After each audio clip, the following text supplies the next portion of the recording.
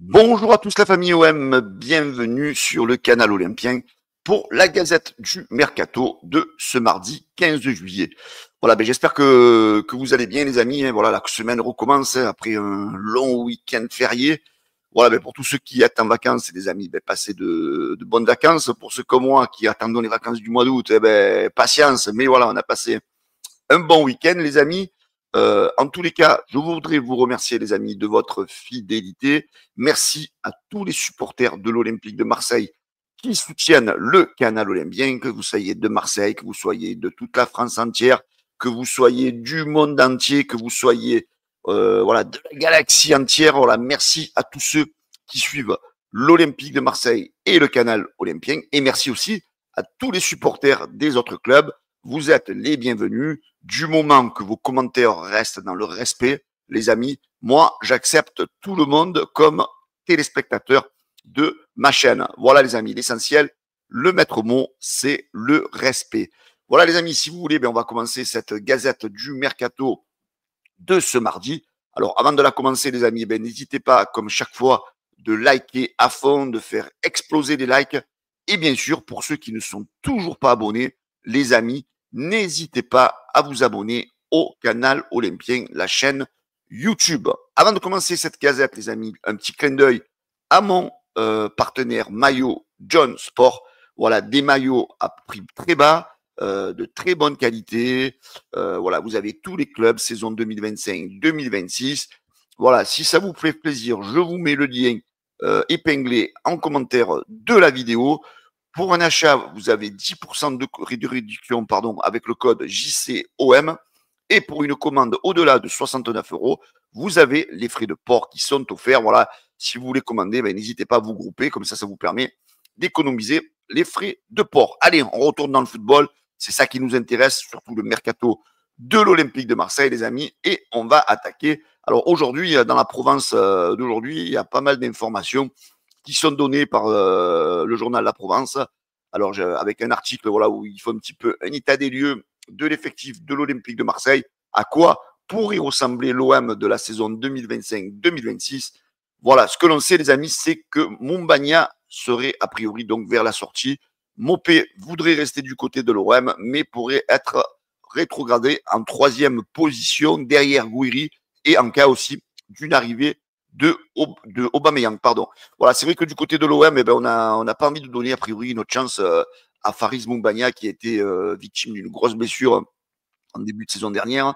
C'est vrai que tout le monde espérait peut-être voir un retour de Moumbagna dans l'effectif. Et là, c'est vrai que peut-être, voilà, du côté de l'OM, malgré tout, on sait qu'il a fait un retour sur la fin de saison. Est-ce que Roberto De Zerbi n'a pas été convaincu par le joueur et finalement ne fait pas partie de son schéma de jeu, ne fait pas partie de ce qu'il attend d'un attaquant. En tous les cas, voilà, Moumbagna, lui, est dirigé vers la sortie par les dirigeants de l'Olympique de Marseille. Neil Maupay, lui, on sait qu'il a apporté d'autres satisfactions, que même s'il n'a pas été non plus un grand buteur, a plu au staff marseillais, a aussi une mentalité qui plaît aux supporters. Et lui, de son côté, il voudrait rester à l'OM. On sait qu'il a eu des propositions du côté des États-Unis, du côté de la Championship.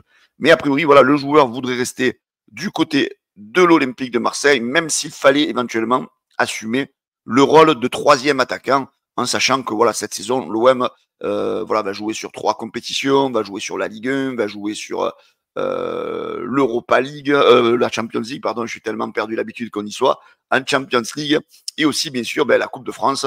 Voilà, peut-être que Neil Maupay aura peut-être une part du gâteau éventuellement à goûter avec l'OM cette saison. Alors le dossier Malik Fofana, les amis, le dossier Malik Fofana, a priori, sera compliqué du fait de la rivalité, comme vous le savez, entre l'OM et Lyon, également aussi par le fait de la situation financière des Lyonnais. Hein. Vous savez qu'ils ont failli être rétrogradés en Ligue 2. Voilà, a priori, ils ont dû apporter ils ont des assurances financières, ils ont vendu des joueurs. Et là, a priori, du côté des finances, ce n'est pas non plus pour l'instant une urgence absolue. Mais après, j'ai envie de vous dire, vous savez, les amis, du côté de Lyon, voilà, on connaît la rivalité entre les deux clubs. Et ce n'est pas, je pense, du goût de la maison de Lyon de renforcer l'Olympique de Marseille, de se faire marcher dessus par l'Olympique de Marseille. Alors, on sait que le petit jeune Malik Fofana est un excellent ailier gauche. On sait que l'OM est à la recherche d'un ailier gauche. On sait qu'il est estimé autour de 30 millions d'euros, que le Bayern est intéressé, que Liverpool est intéressé. J'ai presque envie de vous dire que le prix ne va pas rester à ce prix-là. On va plutôt frôler les 40-45 et l'OM n'a pas forcément non plus les moyens de le faire à ce prix-là. Et surtout, même j'ai envie de vous dire, à proposition égale, même si on avait les moyens autour de 45 millions, je pense que les Lyonnais préféreraient le vendre à quelqu'un d'autre que de le vendre du côté de l'Olympique de Marseille, à moins que l'OM sorte une offre faramineuse au-dessus de tout le monde. Mais ça, je n'y crois pas. Donc voilà, il faut prendre un petit peu ce dossier Fofana, les amis, avec beaucoup de pincettes. Alors c'est vrai que certains te disent oui, non, c'est en bonne voie, l'OM. Alors moi, après, moi, je vais vous donner mon avis personnel. J'aurais aimé avoir le vôtre aussi en commentaire. Moi, pour moi, cette piste, c'est un écran de fumée sur la piste Paixão, parce que l'OM, à mon avis, mise plutôt en numéro 1 Paixão. Mais comme voilà, le club de Feyenoord a tendance à être un peu gourmand, alors est-ce que c'est pas aussi une façon de bluffer et de mettre un petit peu la pression sur les dirigeants hollandais pour qu'ils cèdent rapidement le joueur à l'OM? Allez, on continue les amis avec Adrien Rabiot et toujours la Provence qui nous dit que Rabiot doit rencontrer la direction de l'Olympique de Marseille pour faire le point, même si son envie est de jouer la Ligue des Champions avec l'OM, toujours selon la Provence. Alors là, est-ce que c'est pas un accord un petit peu qu'il y a eu entre l'OM, la direction et le joueur en disant voilà, ben peut-être qu'à fin juillet, je vais vous dire une bêtise, à mi-mercato, ben on va faire un point pour parce que ce que vous allez me proposer en termes d'arrivée de joueurs pour me permettre, même si je dois faire la Ligue des Champions avec l'OM, d'être à minima compétitif. Donc voilà, a priori, donc il y aurait un rendez-vous qui serait, on ne connaît pas la date, qui serait fixé entre Rabiot et la direction de l'Olympique de Marseille sur son avenir, même si on ne doute pas qu'Adrien Rabiot sera marseillais la saison prochaine. Alors par contre, eux, c'est des joueurs qui sont devenus indésirables du côté de l'OM. Et selon la Provence, les amis, on sait que Amin Harit, Unai et Ismaël Koné ne sont plus désirés du côté de l'OM et sont invités à se trouver une autre piste. Alors on sait qu'Unai, du côté d'Unai, ça bouge un petit peu. Il y a le Pana qui serait intéressé de le garder, mais pour l'instant l'OM ne veut pas céder à l'offre de 9,5 millions d'euros sur le joueur, alors que l'OM en veut à peu près 12 millions. Au niveau de Harit, j'ai pas l'impression qu'il y ait beaucoup de monde au portillon, mais l'OM voilà, l'invite à trouver une autre voie. Et pareil, du côté d'Ismaël Koné, voilà, on sait que le joueur est quand même suivi sur le mercato. Et surtout, quand vous avez vu le documentaire Sans jamais rien lâché, donc on voit un petit peu l'altercation qu'il a eu avec le coach de Zerbi. Donc on sait très bien que lui ne fait plus du tout partie des plans et qu'il doit impérativement se trouver une sortie de secours lui aussi, parce qu'il ne fera plus partie des plans du coach italien. Voilà les amis ce qu'il en est au niveau de ces trois joueurs. Au niveau du poste de gardien de but, on y apprend aussi dans la Provence que Geoffrey Delange pourrait rester, car il se plaît malgré tout, même s'il n'est pas un titulaire du côté de l'OM, mais il espère avoir un petit peu plus de temps de jeu la saison prochaine. On sait que le jeune Simon devrait être prêté, voire transféré la saison prochaine. Et aussi, on cherche une porte de sortie à l'autre gardien espagnol, Ruben Blanco, lui qui a un très gros salaire, au-delà de 200 000 euros par mois. Donc l'OM va tout faire pour essayer de lui trouver une porte de sortie. En tous les cas, voilà, Geoffrey Delange pourrait rester la doublure de Rouly, le numéro 2, voilà, avec toutes les compétitions qui vont arriver, Ligue des Champions, Championnat, Coupe de France. Voilà, il peut espérer cette saison peut-être à une part du gâteau un petit peu plus grosse en termes de temps de jeu. Voilà l'information que nous donne la Provence aujourd'hui, donc que Geoffrey Delange devrait rester du côté de l'OM la saison prochaine. Allez, on poursuit les amis avec Biadachil, donc vous le savez, hein, c'est un joueur qui était suivi en défense centrale par l'Olympique de Marseille. Ce week-end, comme vous le savez, Chelsea est devenu champion du monde des clubs et Benoît Badiachil donc a affirmé: je serai toujours à Chelsea la saison prochaine. Voilà, on connaît sa volonté. Sa volonté, c'est de rester du côté du club anglais, du club de première ligue. Et voilà, donc les espoirs de l'OM à ce niveau-là, au niveau de ce joueur, semblent finalement scellés. Voilà, bon, après je dis, est-ce que l'OM n'a pas finalement laissé tomber cette piste depuis un petit moment? En tous les cas, voilà, Biadachil, a priori, ne sera pas marseillais la saison prochaine, car son objectif est de rester du côté de Chelsea. Allez, on poursuit, les gars, avec Paixão. Alors, on m'a dit, tu sais, le X en portugais, on dit ch. Alors, c'est Paixão. Selon un communiqué du Feyenoord de Rotterdam, Paixão est victime d'un problème musculaire et serait absent plusieurs semaines selon le journal d'équipe. Donc, du coup, ça fait 2 matchs qu'il ne va pas participer avec son club. Alors, comme je vous ai dit hier, alors est-ce que c'est une blessure? Est-ce que c'est une vraie blessure? Est-ce que c'est une blessure diplomatique? Parce que peut-être du côté du Feyenoord, on ne veut pas prendre de risques, parce qu'on sait qu'on a le dossier Olympique de Marseille qui est très sérieux. On sait que l'OM voilà, a vraiment envie de faire venir le Brésilien du côté de la Canebière. Donc, du coup, voilà, est-ce que c'est pas un petit peu un accord de principe avec l'OM de dire, bon, vous le faites plus jouer, on va discuter sérieusement et on va essayer de finaliser le sujet. Donc, ce week-end, en plus, on a vu que José Paixão, le père de Igor, était dans la région. Il était à Cassis, il était à Marseille. Donc, il a pris une photo de la plage de Cassis, il a pris une photo de l'hôtel Intercontinental parce qu'il est logé là-bas. Alors, est-ce que ce sont de simples vacances? Alors, j'ai envie de vous dire, j'y crois pas trop, c'est bizarre.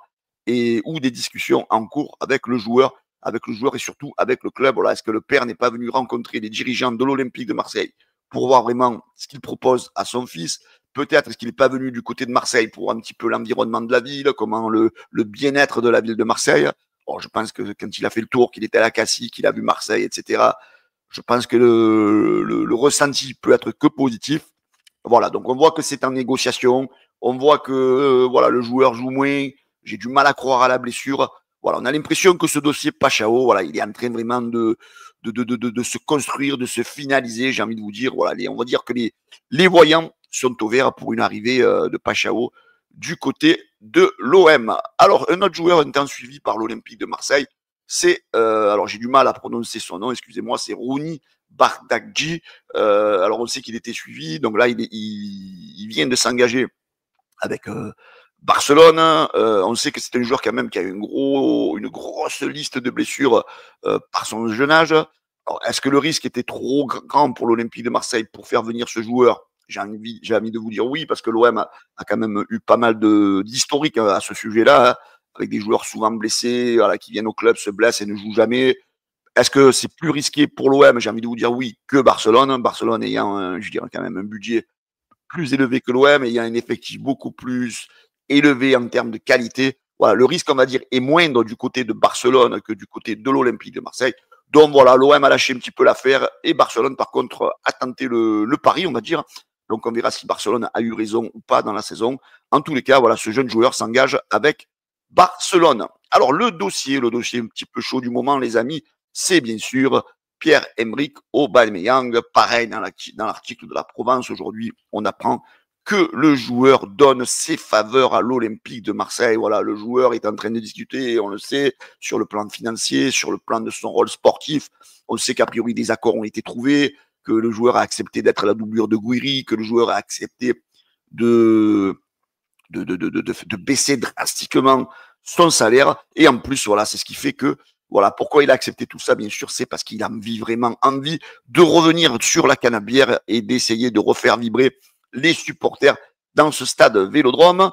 En plus, on sait que le joueur doit résilier aujourd'hui son contrat avec Alcatia, donc il n'y a pas encore d'accord avec l'attaquant, mais les discussions, comme le dit le méchou chinois, pardon, excusez-moi, les prononciations, c'est pas mon fort, les amis, sur Twitter. Voilà, les discussions sont très positives. Le maître mot qu'on peut avoir avec la tractation entre Aubameyang et l'OM, c'est le mot positif. Les choses devraient s'accélérer dans les prochains jours pour une arrivée de Aubameyang du côté de l'OM. Alors, un autre joueur, les amis, lui, va être présenté cette semaine. Alors, je ne peux pas vous dire quel jour, ça n'a pas été précisé, si c'est aujourd'hui, si c'est mercredi, jeudi. La conférence de presse de présentation de Sidji et Ganrillier aura lieu dans la semaine avant le départ en stage des joueurs de l'Olympique de Marseille, seront selon Ryan Benmeka sur Twitter. Allez, on poursuit quelques informations, les amis, un petit peu qui pourraient vous intéresser.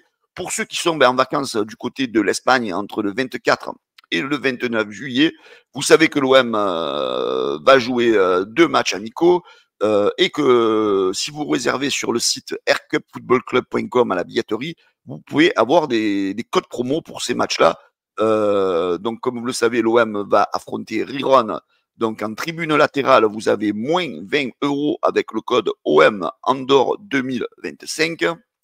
Et donc, avec pour le match OM Valencia à Tarragone, tribune Gaulle Sud, vous avez moins 50% avec le code OM Tarragone 2025. Voilà. Si vous êtes en vacances sur la région espagnole, n'hésitez pas, les amis, à aller voir l'OM, allez encourager nos joueurs. Et en plus, avec des prix de place qui seront réduits. Donc, tout ça, les amis, vous avez sur le page, sur le compte de aircupfootball.com. Et là, vous avez la possibilité donc d'avoir ces promotions-là avec les codes que je viens de vous citer. Et enfin, les amis, pour terminer cette gazette du Mercato, il vous reste plus que 4 jours pour réserver votre pack Europe avec ces 4 matchs de la première phase, de la Ligue, de la Champions League. N'attendez pas qu'il soit trop tard. Voilà, c'est les derniers instants. Vous le savez que cette saison de Ligue des Champions peut être très intéressante avec l'Olympique de Marseille cette saison. Voilà, les amis, cette gazette du Mercato se termine de ce mardi 15 juillet. J'espère que ça vous a plu. En tous les cas, n'hésitez pas de mettre le petit pouce bleu en masse, les amis, comme vous le faites à chaque fois. De mettre beaucoup de commentaires aussi, parce que ça permet à la vidéo de monter dans les propositions aux autres supporters de l'Olympique de Marseille, surtout de monter, comme on dit, dans le référencement. Et pour tous ceux qui ne sont pas encore abonnés, que vous soyez supporters de l'OM ou d'autres clubs, mais qui restez dans le respect, les amis, n'hésitez pas de vous abonner au canal Olympien. Je vous souhaite à tous une excellente journée et je vous donne rendez-vous demain pour une gazette, on espère cette fois-ci, avec des officialisations. Allez, la bise à tous les amis, à bientôt, ciao.